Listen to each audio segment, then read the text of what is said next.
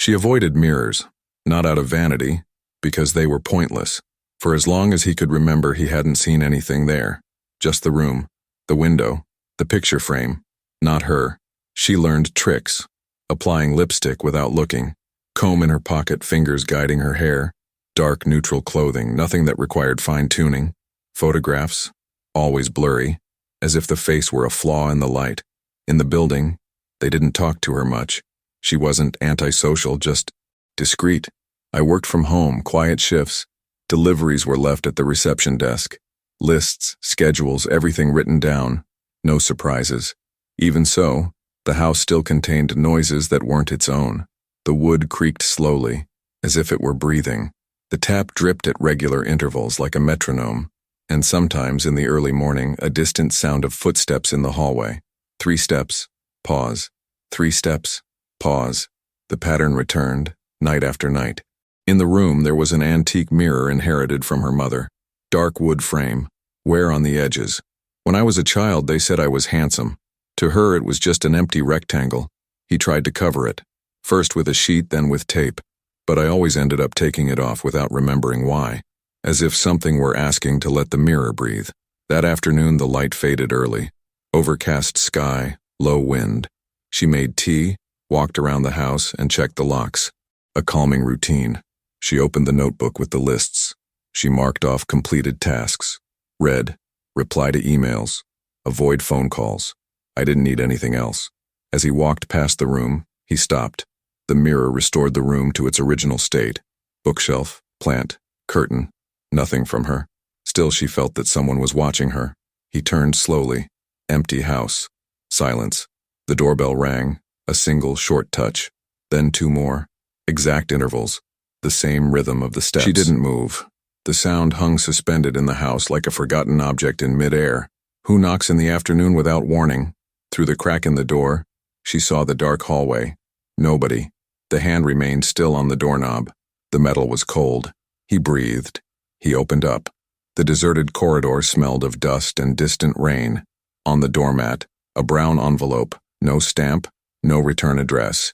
The handwriting read, "For those who cannot see themselves." She looked to the left, then to the right. Doors were closed. He picked up the envelope carefully. He went back inside. It closed twice. Latches aligned. On the table, he opened the paper. Inside, a small old key with a blue fabric cord, and a note. Attic. She didn't have an attic. He held the key in the palm of his hand, feeling its minimal weight.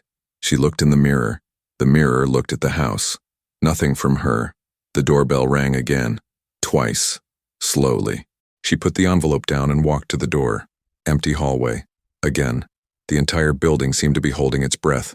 Returning, he noticed the different light in the room.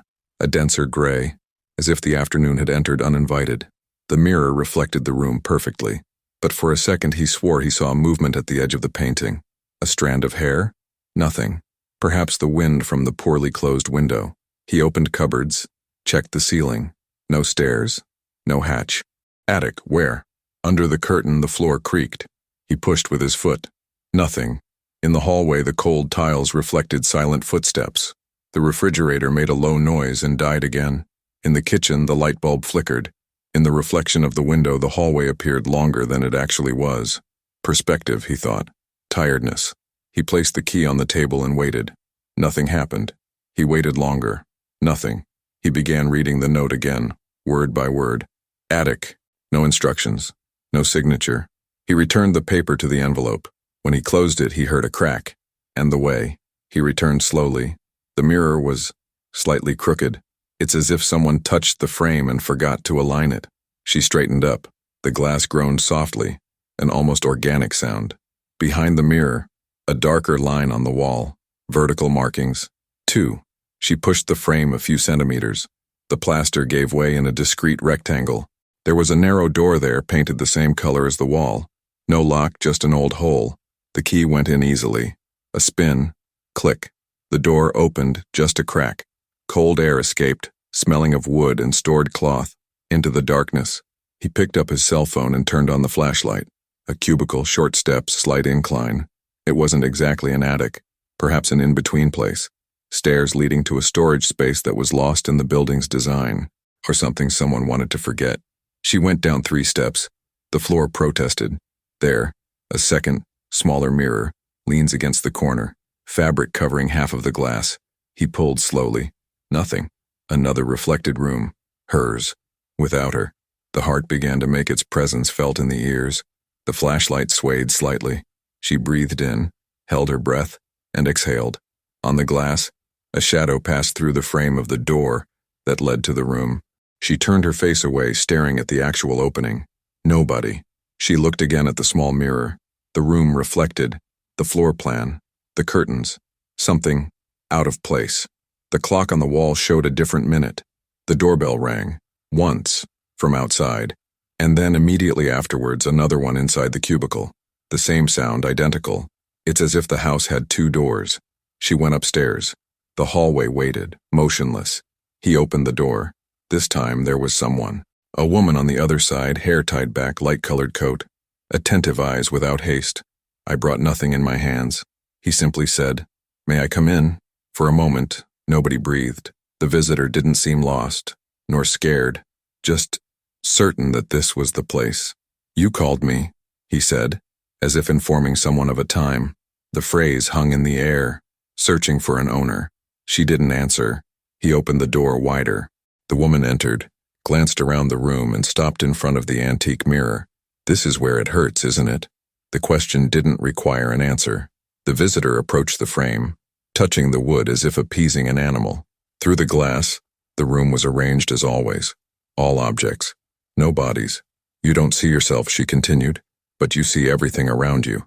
"Yes," the homeowner said, without realizing what she had said. The voice came out small, as if speaking to oneself. "Sometimes mirrors are doors." The visitor tilted her head. "Sometimes they're windows. And this one? This is what's left."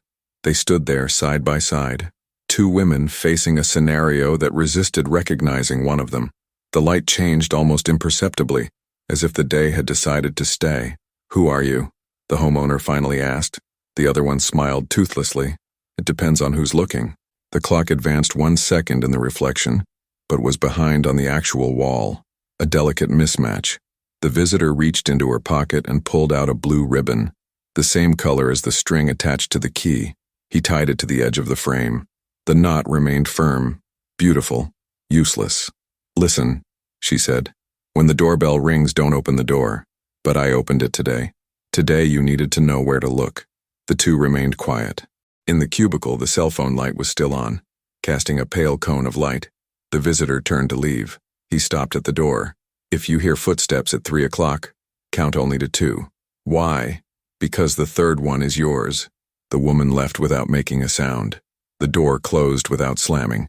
The house fell silent again, but something within it realigned itself. She went back to the cubicle. The key, the fabric, the small mirror. The room is reflected in the glass. And for a moment so brief it hurt. An outline. Not entirely. A shoulder. A strand of hair. After that, nothing. He went upstairs and leaned the large mirror against the wall again. It straightened up by 1 millimeter. The frame groaned. The clock now showed the same time on both sides. That night the doorbell didn't ring. The steps came, however. 3. She counted to 2. It stopped. The building remained standing. The city continued pretending to be just a city. And in the early morning she walked through the room without turning on the light. The mirror reflected what it always reflects. To a shelf, to a plant, to a curtain, and something new, timid, persistent, perhaps a face learning the way back, or the remains of someone who never left. When dawn broke, she tied her own blue ribbon to the frame. He squeezed until it hurt. The mirror did not answer, but he didn't lie either. They say that sometimes a house learns to recognize who lives in it, and that some women only see each other when someone decides to knock on the door, not to enter, just a reminder.